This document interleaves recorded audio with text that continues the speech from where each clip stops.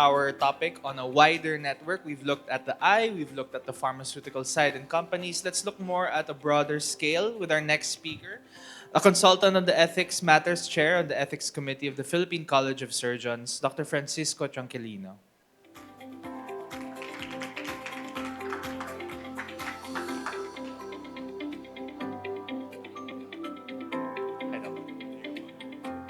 Thank you.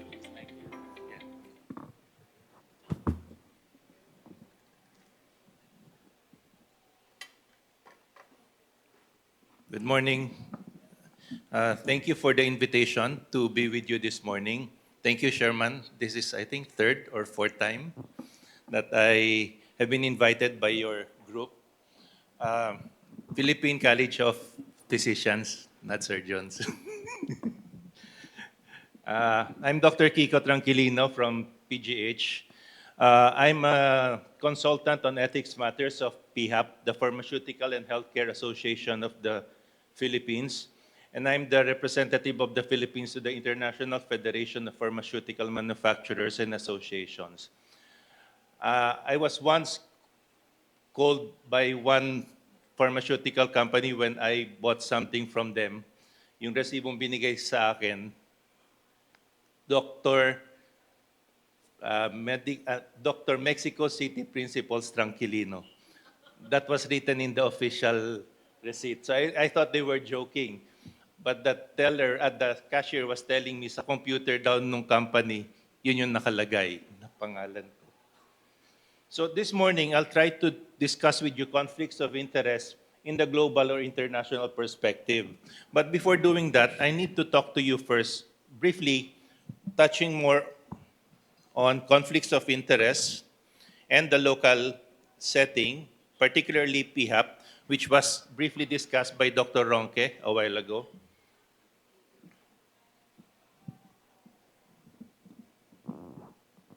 For my disclosures,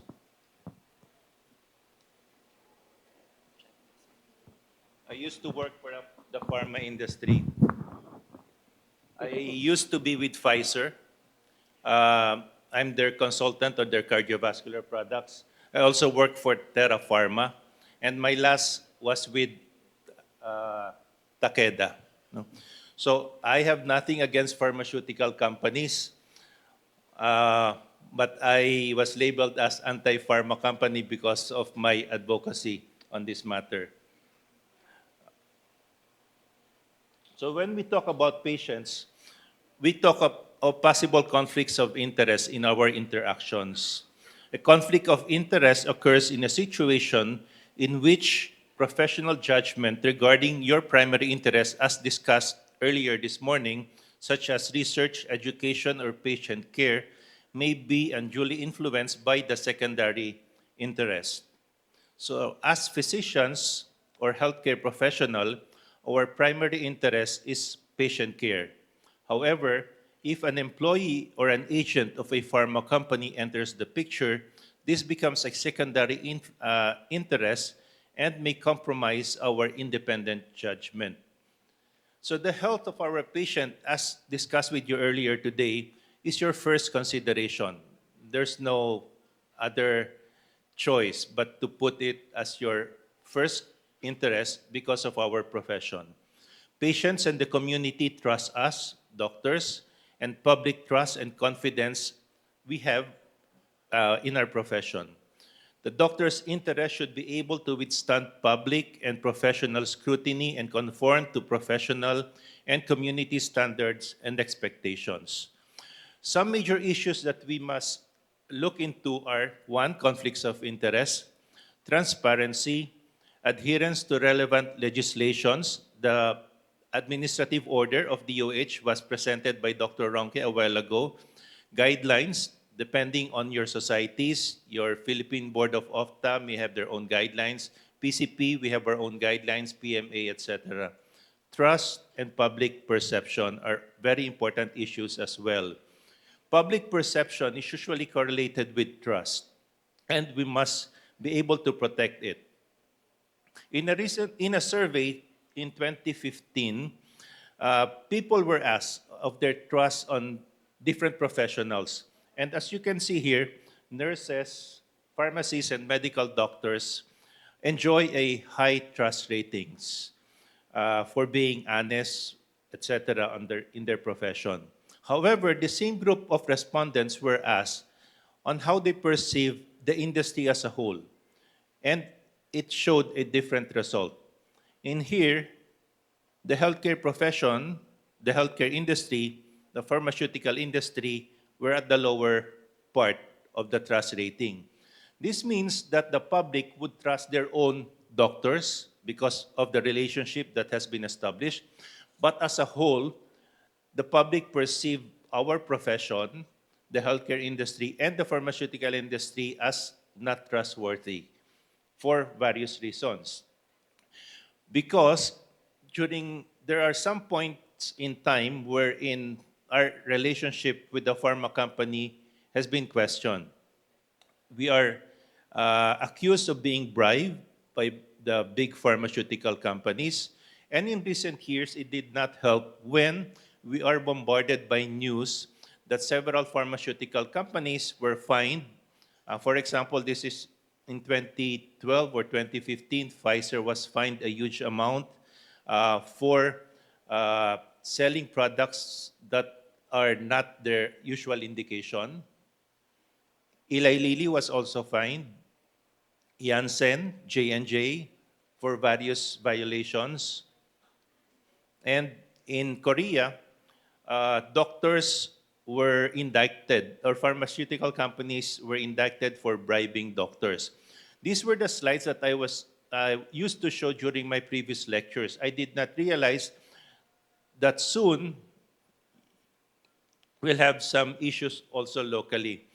This is with Dengvaxia. If you will remember this issue a few years ago, this became a problem because there has been erosion of public trust because before the drug entered the country, the president Noynoy Aquino at that time went to Paris to meet with the uh, president of the drug company producing Dengvaxia. Although we are not sure what transpired during that meeting, but after that meeting, they were able to bring in Denvaxia very quickly.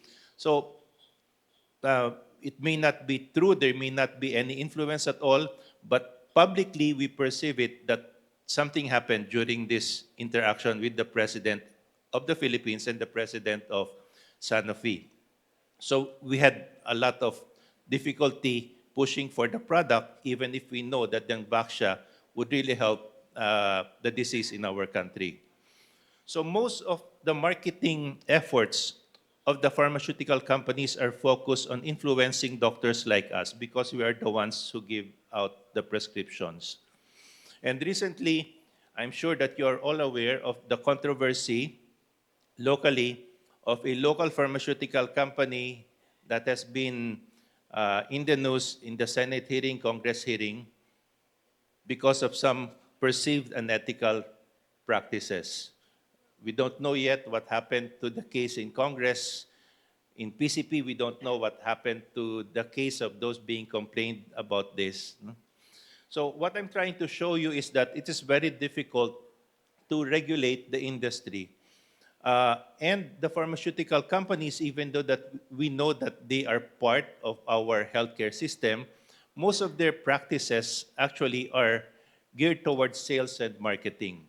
Like your detailing, Dr. Ronque was asking you a while ago yung mga samples that you have in those bags are not allowed actually. No? But pharma companies still insist on giving them. If they want to give, dapat walang pangalan ng produkto, walang pangalan ng kanilang company. Pero meron eh. Meetings and events such as this should be regulated. Publications, advertising, and reprints. And during the pandemic, yung mga direct email or e-detailing became a problem because difficult to regulate the information that they put out in the internet. So our interaction with the pharmaceutical companies has always been questioned. And this is the reason why we have a lot of pharmaceutical items with us, yung mga ball pens. Sabi ni Dr. Ronque, bawal yung mga ball pens, no? Pwede naman. We, internationally, they wanted to remove it. Locally, I insisted na pwede yung ballpen, kaya nakasama pa yan sa PHAP code.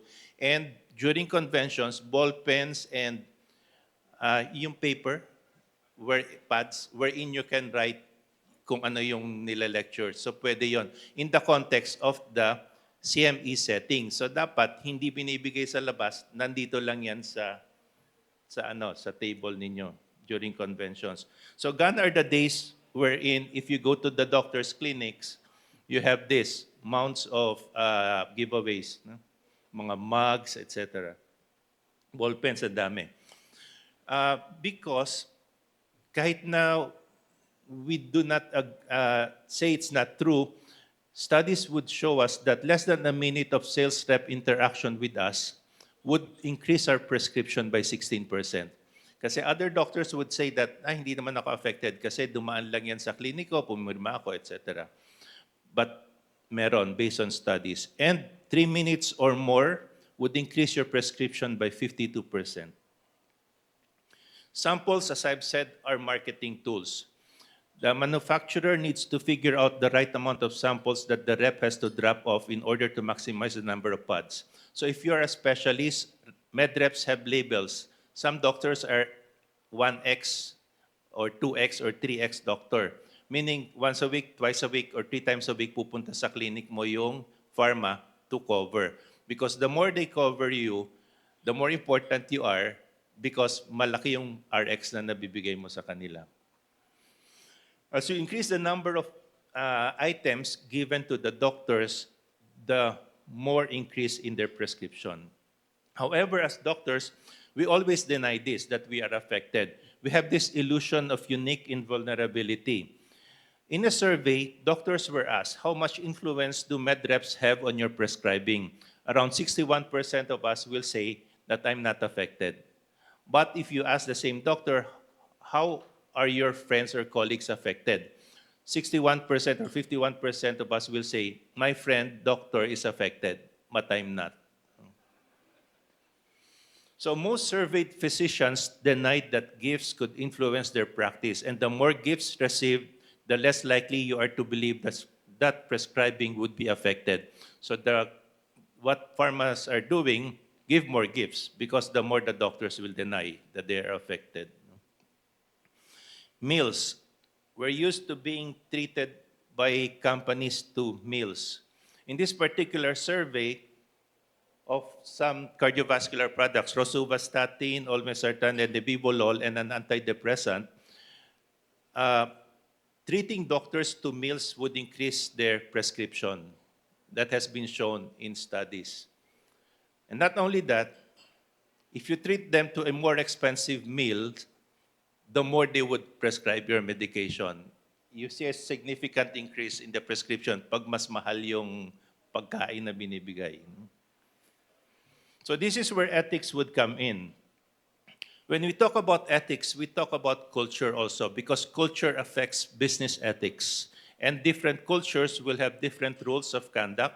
And some cultures have different values and are transmitted by parenting and socialization, education, and religion. And in some countries, bribery is part of the fabric of life, and no business can be transacted without it. So culture is difficult to define universally. So we had difficulty drafting the Mexico City Principles in 2011 because members of the group belong to the different countries belonging to the Asia-Pacific region.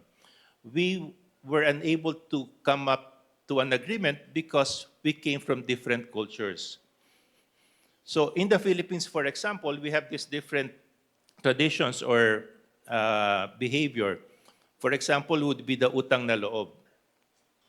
Utang na loob is a principle wherein every service received, solicited or not, demands a return, and the nature and proportion of the return that is determined by the relative status of the parties involved and the kind of exchange at issue. So given this, even though we say that we are not affected, deep inside us, we have an utang na loob to whoever gives us something. So for us to pay that back, we prescribe their products. That's by culture, that's by nature. We would do that. So we have to manage this conflict of interest. As discussed earlier this morning, we must identify our primary and secondary interests. These two should not be conflicting, but if there is a conflict between the first and secondary influence, then we have a problem. We must take steps to respond to identify these conflicts. It can be professional or personal, or pecuniary or non-pecuniary. By pecuniary, meaning you have you're being paid for this interest, for this relationship. For example, you are a consultant, you are a director, a speaker of that pharmaceutical company, a member of their advisory board, a member of the clinical trialist, then you are being paid for this. That's your pecuniary relationship. For the non-pecuniary, your involvement in your medical society, for example, a member of your subspecialty society, a member of a hospital group, then these are your professional interests. Doctors must ensure that the quality of patient care is never compromised.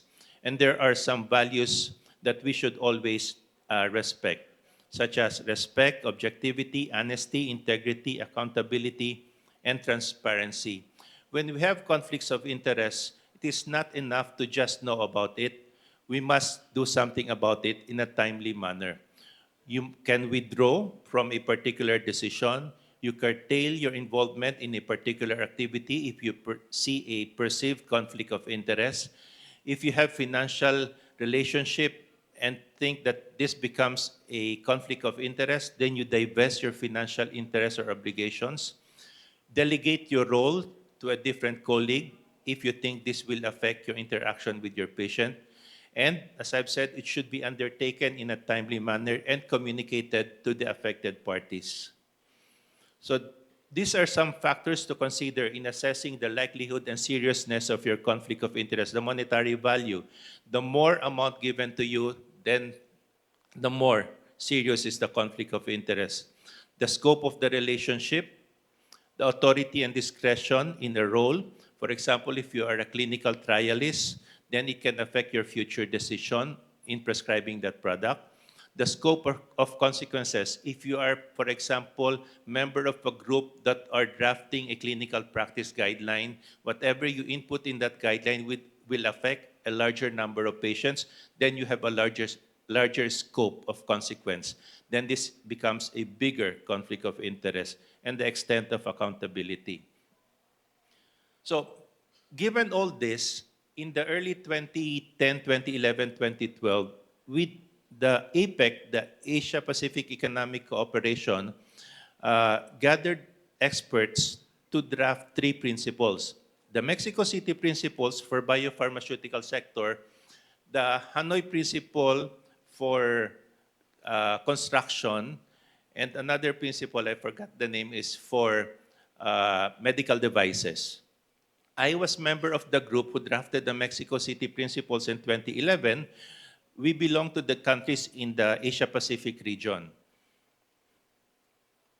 At that time, we wanted to finish with the principles by November of 2011 because this will be endorsed by the head of states who will meet in Hawaii at that time. So all three were timely finished for the endorsement of the APEC leaders. Being a signatory of APEC, therefore, the Philippines is a signatory to this, therefore it must adopt the APEC, the Mexico City principles locally. Why did they focus on the pharmaceutical industry, the construction, and the medical devices? Because this will have because unethical behavior in this small and medium industry will hurt the economies and it will hurt their individual businesses. And if you have guidelines on ethical interactions, then it will benefit all the APEC economies. It will be beneficial to the businesses being conducted in the APEC region. And more importantly, it will benefit the patients. Because ethical collaborations fuel advances and promote access to life-saving medicines. And these ethical collaborations ensure that decisions are made in the best interest of patients. So this was the group, our group, who drafted the Mexico City Principles way back in 2011.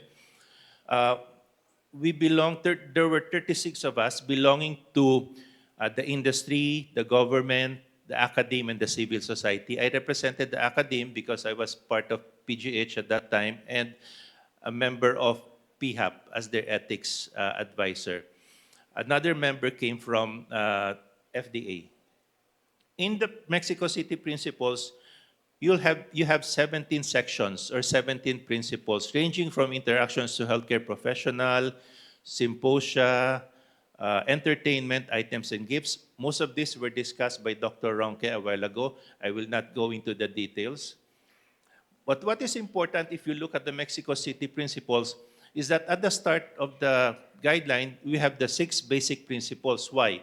This was not part of the principles initially, but on the last day of our meeting, in my group, we could not agree on how to interpret some of the provisions. So we said we must have some basic guidelines on how to interpret the provisions so that no matter in which country you belong to, pareho yung decisions namin. So these are healthcare and patient focus, integrity, independence, legitimate intent, transparency, and accountability. After drafting the Mexico City Principles in 2011, I started my advocacy on trying to have it implemented locally. Started in November of 2013 when then FDA Director Kenneth Hartigan Go released a circular adapting the principles, the Mexico City principles for the local industry. However, it was met by a lot of objections from all stakeholders, from pharma, from doctors, etc.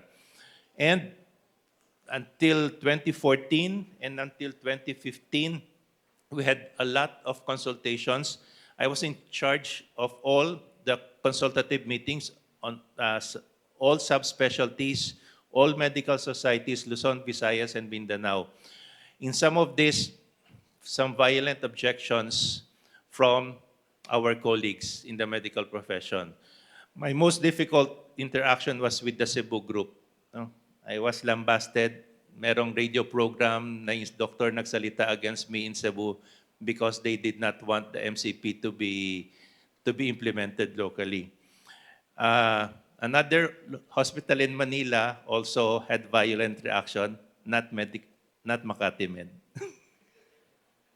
So hindi ako nakaalis doon sa hospital after my consultative meeting kasi talagang binombard ako ng complaints ng mga doctors. They were blaming me for the Mexico City principles. They thought I was the one who brought it locally. So I gave up because 2011 yon, 2015 na, walang nangyari. No? Even the DOH secretary then when I presented to him, refused to implement the MCP. So I was surprised pagdating nung 2015 December, then DOH Secretary Garin released the 2015-0053, the administrative order. This administrative order contains all the provisions of the Mexico City principles as well as the Kuala Lumpur principle for the medical devices. And the scope includes your healthcare organizations, healthcare professionals like us, who are involved in the promotion of these goods or at the receiving end.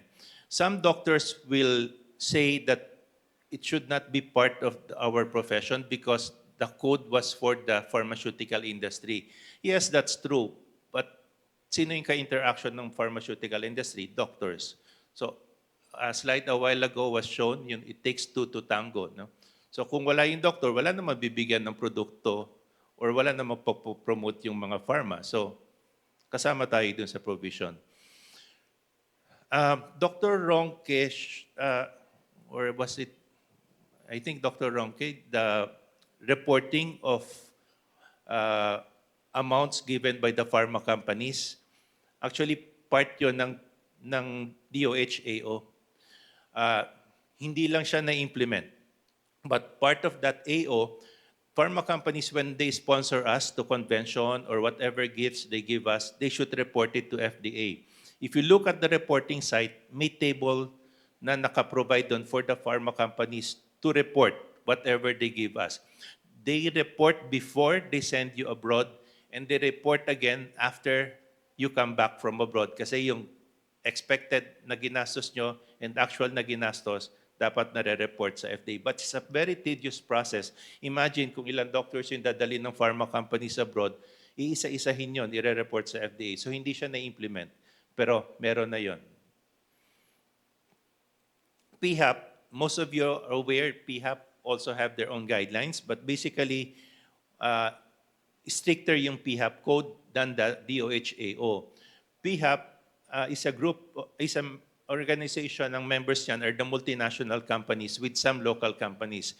But local companies like Terra Pharma or Unilab, merong ibang group aside from PHAP.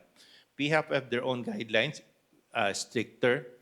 And then as a PCPI, Philippine Chamber of Pharmaceutical Industry, these are the non-PHAP members where Unilab belongs, and there are a lot of local pharma companies member of PCPI.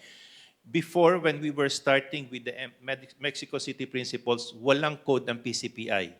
But I was part of the group who assisted the PCPI to come up with their own code. So if PHAP has the PHAP code, PCPI has their own code. Basically, pareho lang yon. PRC, may code din yung PRC. There's a section in the PRC code dealing with the pharmaceutical interaction. I was part also of the group who tried to revise the PRC code as well as the PMA code.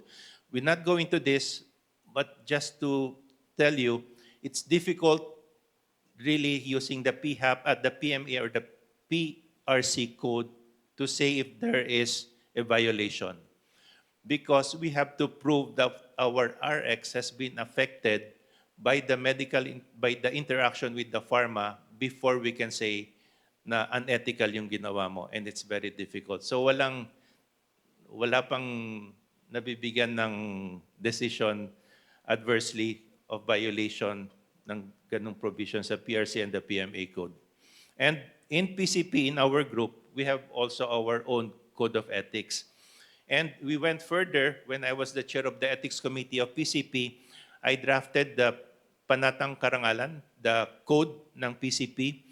During our events after the national anthem, the PCP code, all of us will take the code of ethics, Panatang Karangalan ng PCP. If you look at the fifth paragraph, sa wastong pamamaraan lang ako makikitungo sa mga sangay o industriyang pangkalusugan, hindi ko pagsasamantalahan ang ugnayang ito at hindi ko ito gagamitin sa pansariling pakinabang. I wanted to indicate specifically the word pharmaceutical companies, kaya lang maraming against eh. So the English version, hindi rin lumabas yung pharma companies, pero yun yung intention ko of putting that particular statement in our code, PCP code, honor code. Internationally, as I've said, the MCP, the Mexico City Principles, this was revised in 2021. And then just earlier this year, we started revising it. Next month, APEC will meet in Korea, wherein we will be proposing the new revisions to the MCP. There's not much revision because what we did in 2011 basically addresses all the possible problems that we encountered even at this day. The one difference in the new MCP is that we included the patient privacy provision, which was not found in the original MCP. And these are the 5 stakeholders or groups are encouraged to adopt and implement this. Companies and industry associations, healthcare professional organizations, and patient organizations, third-party intermediaries, and all APEC economies. Internationally, we have the International Federation of Pharmaceutical Manufacturers and Associations, of which PHAP is a member. They are very strict in the implementation of their code, stricter than the MCP. Therefore, you are assured that the companies here that have a mother company abroad strictly follow the PHAP, the MCP, and the IFPMA code. IFPMA code is basically the same as the MCP. Why? Because when we drafted the MCP in 2011, ginaya namin sa IFPMA code. So, para hindi na ma-reinvent yung wheel. So, most of the provisions of the MCP can be found in the IFPMA code. Uh, Internationally, the trust now is to have consensus frameworks. This means that one PHAP, for example, will engage with groups in the Philippines like patient organizations, different hospitals, etc., and sign an agreement that they will adhere to the code. We call this the consensus framework. In the Philippines, just a few months ago, the DOH Secretary agreed to have a consensus framework wherein all the DOH accredited hospitals in the Philippines signed a consensus framework, meaning they will adhere to the MCP or the DOHAO code or the PHAP code. The same thing is being done in other countries. Internationally, as I've said, we are very strict in the implementation of the code. So, yung mga companies dito, yung mga multinationals, dapat mag-adhere. If there are violations, we adjudicate. So I'm the chair now of the international adjudication. So any violation of a company anywhere in the world, it goes to my group and we decide if there are violations, taking into account the IFPMA code.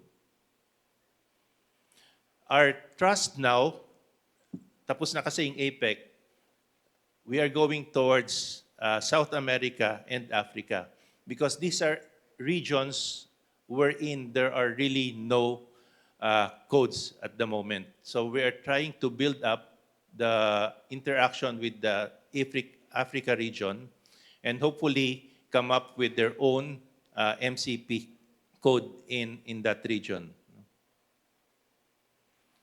So globally, this is where we are going. Philippines initially started this in 2011, 2015, pero nagka-pandemic, so nawala yung nakalimutan na meron palang DOHAO. Dati, nakokontrol na yung mga trips abroad. Pero ngayon, if you will notice, may resurgence ng mga trips abroad. No? So, we are trying to again promote the DOHAO. If you are not a member of PHAP, you still have to follow the DOHAO. No? So, hopefully with the younger consultants, our younger colleagues, mahirap na kasi baguhin yung matatanda eh. No? So, sabi nga namin, hintayin mo nang mamatay yung matatanda, mag-start na lang doon sa bagong colleagues kasi tigas na ng ulo ng mga matatanda. No? Kaya lang recently, ang tina-target ng mga companies, yung mga bata.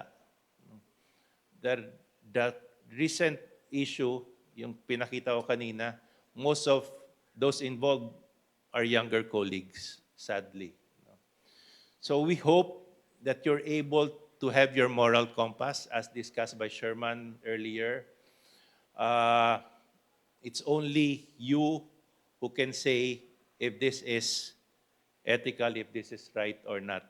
We can only guide you, but it's your moral compass that will show you what to do. No?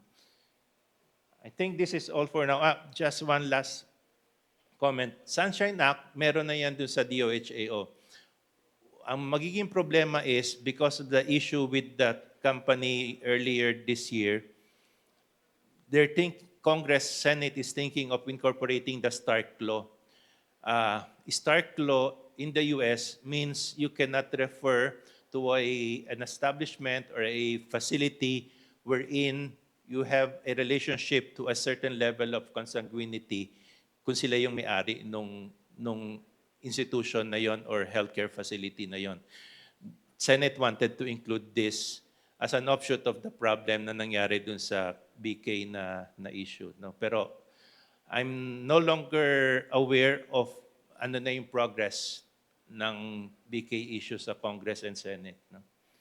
So, in the end, what I just would like to say is that conflict of interest exists in every walk of life, including medicine and science.